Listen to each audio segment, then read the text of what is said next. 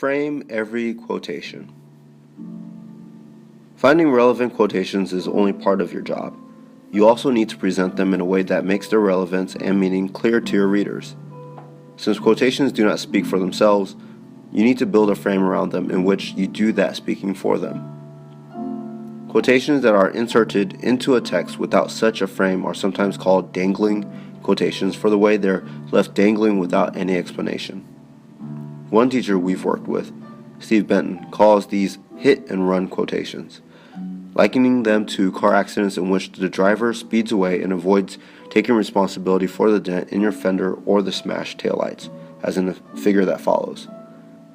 Here's a typical hit-and-run quotation by a writer responding to an essay by the feminist philosopher Susan Bordeaux, who laments that media pressures on young women to diet are spreading to previously isolated regions of the world like the Fiji Islands. Susan Bordeaux writes about women and dieting. Fiji is just one example.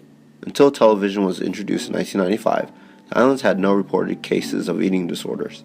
In 1998, 3 years after programs from the United States and Britain began broadcasting there, 62% of the girls surveyed reported dieting. I think Bordeaux is right.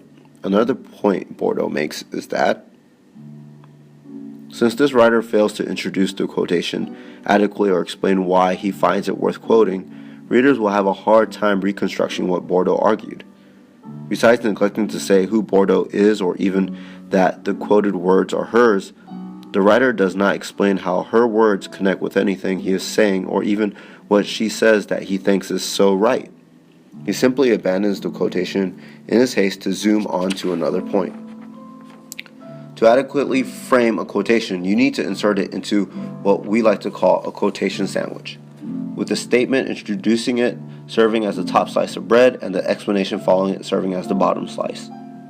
Introductory or lead-in claims should explain who is speaking and set up what the quotation says. The follow-up statements should explain why you consider the quotation to be important and what you take it to say.